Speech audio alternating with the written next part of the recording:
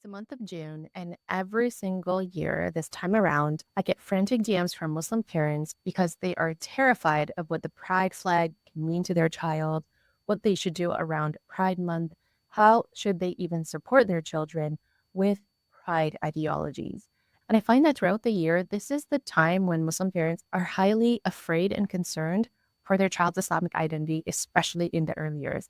So today I wanted to share some thoughts with you in hopes to help you navigate this challenging time. If you're new to this channel, welcome. And if you're an oldie, welcome again.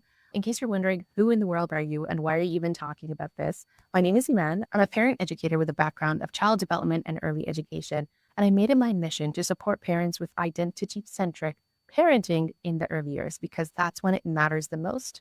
Why is that? Because as human beings, that's when our core identity is formed. It's to no surprise that a lot of parents are watching their children lose their essence of Islamic identity slowly but surely through the exposure of the environment, media, peers, and many of them are losing confidence in knowing how to properly support them. It's a confusing and overwhelming time for a lot of parents because some believe that they have to become scholars to really parent their children with Islam. Others feel like they have to learn everything before they can even parent their children with Islam. For the most part, a lot of us are just basking in the middle. We are confused. We're taking it day by day. And the self-doubt and overwhelm just creeps on us every single day because we question if anything we're doing is actually right or if it's enough. And so when that stir up of emotions happen with parents, I find that parents start to outsource some of their Islamic parenting and Islamic education for their children to Sunday schools or Islamic schools. And for good reason, because a lot of parents are overworked as it is, and they're completely busy trying to manage a household, trying to fund a household in this economy. And it makes sense that we are trying to find experts and other professionals to help support us in parenting our children. And to those who have younger children or maybe can't afford outsourcing, I find that a lot of parents are then running to YouTube videos, trying to find resources on Etsy or Google. They're trying to patch and piecemeal a lot of their parenting and Islamic education in the early years because they don't necessarily have a clear roadmap, a clear pathway forward. Now, as much as I'm grateful that we have so many resources now, unfortunately, that's not always the answer because all that's doing is perpetuating the cycle of information overload. Parents in this modern age are not lacking resources or information. What they're actually lacking is clarity. They're lacking empowerment and confidence in their choices because we live in a society that seems to consistently strip that away from them. If you would like to read a lot of my perspectives around this, I would highly encourage you to join our free Elite Family Community newsletter. It's been going on for 2 years strong now, and I would love to welcome you there. Now, I personally don't want to make this video too long, so I want to leave you with 4-part solutions that I personally found extremely helpful, especially during this time. The first one being honing into identity-driven parenting. What I mean by identity-driven parenting is that you're going to look at your parenting and your child holistically, and you're going to always begin from their identity. And as Muslims, that is the Islamic identity, and that ties into our purpose. So anytime you're ready to make a parenting decision, you have to ask yourself, who am I? And what am I supposed to be doing in this world? The moment you answer those two questions, it's going to empower you with clarity because you're going to know how to decipher and discern what you need to do in your parenting. And that will ultimately lead you to the Quran and the Sunnah. In my opinion, that is the best place, the timeless place. The only way to actually succeed in our parenting will always come from the Quran and Sunnah. It's actually not going to come from secular knowledge. We use secular knowledge such as child psychology, developmental science, and those are really important. And we use those as tools, but they are not the thing that drives us. And that's what I generally mean by identity-driven parenting. The second solution I found is to create an intentional culture in the home.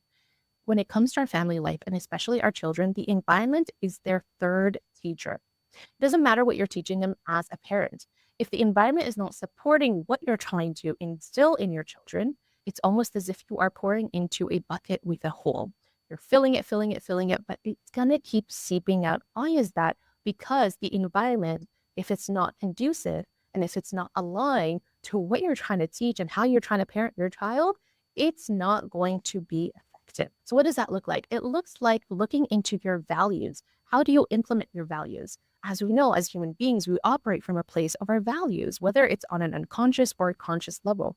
That means you're looking into your structures, your routine. What is your highest priority as a family? And if you don't know, ask your children. They are very good at paying attention to what's important to their parents and what's important to their family. So revisit that and take a look. And if it's not Allah subhanahu wa ta'ala, if it's not the Prophet sallallahu alaihi wasallam, and if it's not the Quran and Sunnah, then it's time to do some inner work. The third solution piggybacks on the last one, and that is paying close attention to your daily routine. Are you sending a message unintentionally that academics come before everything? Or is it the Quran comes before everything?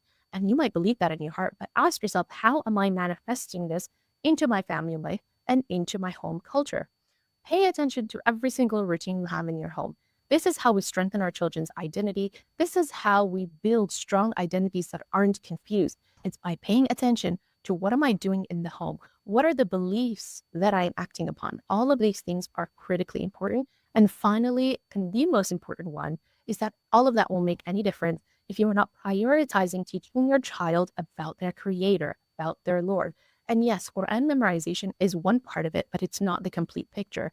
Memorizing the Quran has its time and place. However, ask yourself, how am I implementing the Quran?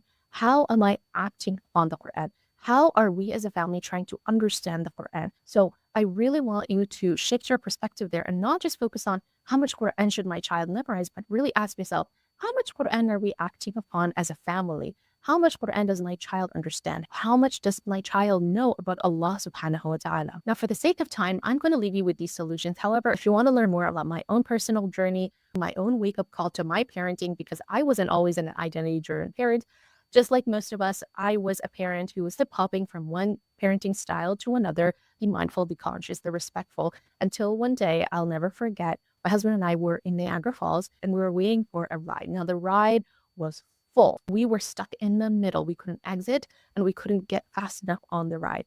And what we didn't notice is that my husband and I were busy talking. And the next thing you know, our 3-year-old at the time asked us why the two women ahead of us were making out. I'm talking about tongue down each other's throats.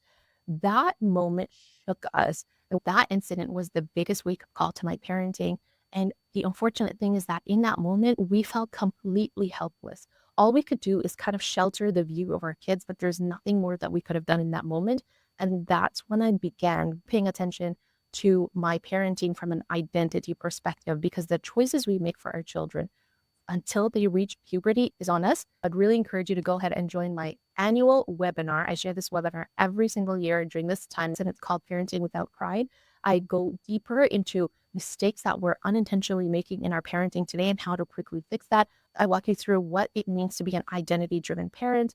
And in the end, I will also give you a practical guide from 0 to 12 years old on how to protect your child from harmful ideologies. I hope I'm going to see you there. Take care. Assalamu alaikum. From harmful ideology, from harmful, from harmful, from harmful, from harmful pride ideologies.